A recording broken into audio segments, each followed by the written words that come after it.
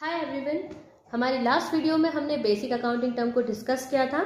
आज का हमारा जो टॉपिक है वो है जर्नल। जर्नल को प्रॉपर्ली समझना बहुत ज़रूरी होता है क्योंकि जर्नल के कॉन्सेप्ट एक बार क्लियर हो जाते हैं तो फिर हमारे लिए लेजर, ट्रायल बैलेंस और फाइनल अकाउंट्स बनाना थोड़ा ईजी हो जाता है। तो बिना टाइम वेस्ट किए हमारे टॉपिक पर आते हैं। जब भी कोई पर्सन बिजनेस को स्टार्ट करता है तो उसे नंबर ऑफ ट्रांजेक्शन्स परफॉर्म करना होते हैं। जब हम एक बड़े बिजनेस ऑर्गेनाइजेशन की बात करते हैं तो वो एक दिन के ही उसके कई ट्रांजेक्शन्स होते हैं और शायद ही कोई इतना इंटेलिजेंट पर्सन होगा जो उन हर एक ट्रांजेक्शन को माइंड में याद रख सके। इसी चीज के लिए हर एक बिजनेस ऑर्गेनाइजेशन बुक्स बनाने का काम करता है जिसको हम जर्नल बोलते हैं।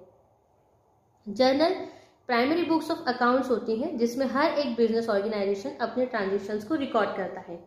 ट्रांजेक्शन्स का मतलब होता है लेन देन, सामान खरीदना, सामान बेचना, ये सब चीजें हमारी किस में आती है? ट्रांजेक्शन्स में। अब जर्नल को प्राइमरी बुक्स क्यों कहा गया है? तो फॉर एग्जांपल जब भी हम बच्चे को स्कूल में एडमिशन दिलवाते हैं तो सबसे पहले हम उसको प्राइमरी क्लास में एडमिशन दिलवाते हैं। वैसे ही जब भी कोई ट्रांजेक्शन होगा, किसी भी तरीके का लेन देन होगा तो सबसे पहले हम उसे जर्नल में ही रिकॉर्ड करते हैं। इसलिए यहाँ पर जर्नल को प्राइमरी बुक्स भी कहा गया है।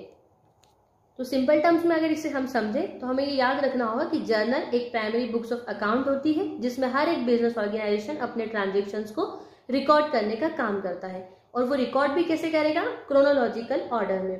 क्रोनोलॉजिकल ऑर्डर का मतलब जिस दिन जो ट्रांजेक्शन हुआ है उस दिन वो उसे रिकॉर्ड करने का काम करेगा।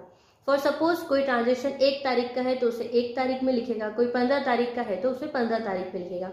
इस तरीके से जर्नल को बनाया जाता है। अब जो हमारी नेक्स्ट टर्म है वो है जर्नलाइजिंग। कई बच्चे कंफ्यूज होते हैं कि जर्नल और जर्नलाइजिंग दोनों एक ही टर्म है, पर अगर देखा जाए तो दोनों टर्म में थोड़ा डिफरेंस है।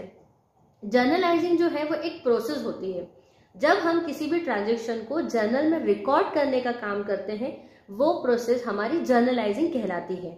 जर्नलाइजिंग को हम हिंदी में पंजीयन भी कहते हैं। तो यहाँ पर हमें याद रखना होगा कि जर्नल एक प्राइमरी बुक्स ऑफ अकाउंट है जिसमें हम ट्रांजेक्शन्स को रिकॉर्ड करेंगे और जर्नलाइजिंग हमारी एक प्रोसेस है जिसके थ्रू हम ट्रांजेक्शन्स को जर्नल में रिकॉर्ड करते हैं। अब हम जर्नल के फॉर्मेट को डिस्कस करेंगे।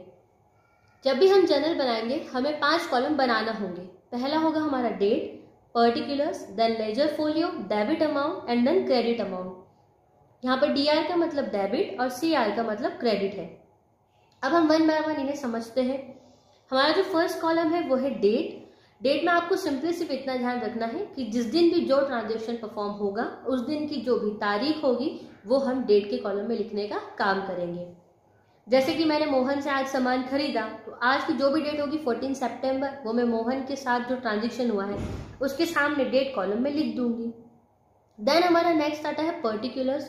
पर्टिकुलर्स कॉलम बहुत इंपॉर्टेंट होता है क्योंकि इसी में ही हम जर्नल एंट्री को पास करने का काम करेंगे।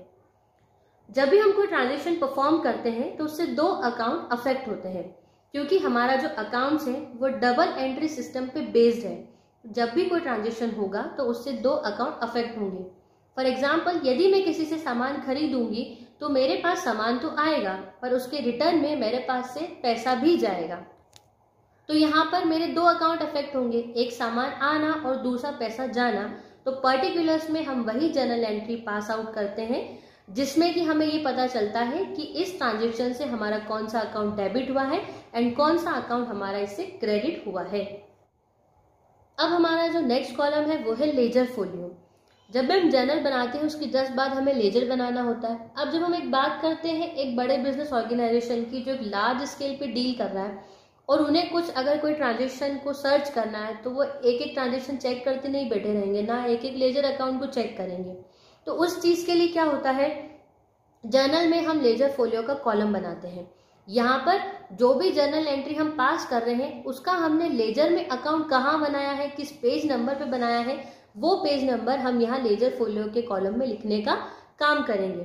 फॉर एग्जाम्पल मैंने एक एंट्री बनाई cash account debit to capital. अब मैंने लेजर अकाउंट में इसे फर्स्ट पेज नंबर पे पोस्ट किया तो यहाँ लेजर फोलियो में मैं उस एंट्री के सामने 1 लिख दूंगी ताकि जब भी मुझे टैली करने की जरूरत पड़े तो मैं आसानी से उस चीज को देख सकूं। अब हम आते हैं rules of debit and credit पे। हमने ये तो समझ लिया कि हम जब अकाउंट्स पढ़ेंगे तो हमें कुछ डेबिट भी करना है और कुछ क्रेडिट भी करना है, पर किस चीज़ को हम डेबिट करें और किस चीज़ को हम क्रेडिट करें। सिंपल टर्म्स में आप सिर्फ इतना ध्यान रखिए कि अगर फर्म में कोई चीज़ आती है तो आप उसको डेबिट कर दीजिए, और यदि कोई चीज़ जाती है तो आप उसको क्रेडिट कर दीजिए। अकाउंट्स में 3 तरीके के हम अकाउंट देखेंगे। एक होता है हमारा पर्सनल अकाउंट, जिसको कि व्यक्तिगत खाता कहा जाता है। एक होता है हमारा रियल अकाउंट, जिसको कि वास्तविक खाता कहा जाता है। और एक होता है हमारा नॉमिनल अकाउंट, जिसको कि हम अवास्तविक खाता भी कहते हैं। अब इन तीनों ही अकाउंट्स पर कुछ रूल्स बने हुए हैं। जैसे कि पहले आता है हमारा पर्सनल अकाउंट। पर्सनल अकाउंट का रूल होता है कि debit the receiver and credit the giver. यहाँ पर इसका मतलब ये है कि आप जिन जिन लोगों से पैसा रिसीव करें या जिन जिन लोगों से आप पैसा पाते हैं, उन सभी को आप क्या करें, डेबिट करें, और जिन्हें भी आप पैसा देने का काम कर रहे हैं उन्हें आप क्रेडिट कर दें। ये होता है हमारा पर्सनल अकाउंट। फिर नेक्स्ट आता है हमारा रियल अकाउंट। रियल अकाउंट का रूल कहता है हमारा debit what comes in and credit what goes out. जो भी आपके फर्म में आ रहा है उसको आप डेबिट करें, जो भी आपके फर्म से जा रहा है उसे आप क्रेडिट करें। ये हो गया हमारा रियल अकाउंट। जो लास्ट अकाउंट हमारा होता है वो है नॉमिनल अकाउंट। नॉमिनल अकाउंट को आप एक नाम मात्र के अकाउंट्स भी बोल सकते हैं। नॉमिनल अकाउंट का सिंपल सा रूल है कि यदि आपके फर्म के कोई भी एक्सपेंसेस हैं, कोई भी लॉसेज हैं, आपको किसी तरीके के खर्चे हैं या हानियां हो रही हैं फर्म में, तो आप उन सबको डेबिट करने का काम करें। वहीं जस्ट अपोजिट, यदि आपको किसी तरीके का प्रॉफिट हो रहा है या आप इनकम अर्न कर रहे हो, आय हो रही है आपको, तो आप उसे क्रेडिट करने का काम करें। अगर आप इतना भी ध्यान नहीं रख सकते कि पर्सनल अकाउंट में, रियल अकाउंट में, नॉमिनल अकाउंट में हमें क्या करना है, किसे डेबिट करना है, किसे क्रेडिट करना है, तो आप सिर्फ सिंपली इतना ध्यान रख लें जब भी कोई जर्नल एंट्री बनाए कि कौन सी चीज़ आ रही है और कौन सी चीज़ जा रही है। अगर कोई भी चीज़ आए तो उसे आप डेबिट कर लें, और अगर कोई चीज़ जा रही है तो आप उसको क्रेडिट कर दें। आज का टॉपिक मैं यहीं ख़त्म करती हूँ। नेक्स्ट लेक्चर में हम जर्नल के कुछ प्रैक्टिकल प्रॉब्लम्स को सॉल्व करेंगे। अगर इसमें आपको कोई प्रॉब्लम आई है तो आप कमेंट सेक्शन में मुझे कमेंट करके पूछ सकते हैं। आपको यदि मेरी वीडियो पसंद आई है तो मेरे चैनल को लाइक, शेयर और सब्सक्राइब करना ना भूलें। Thank you.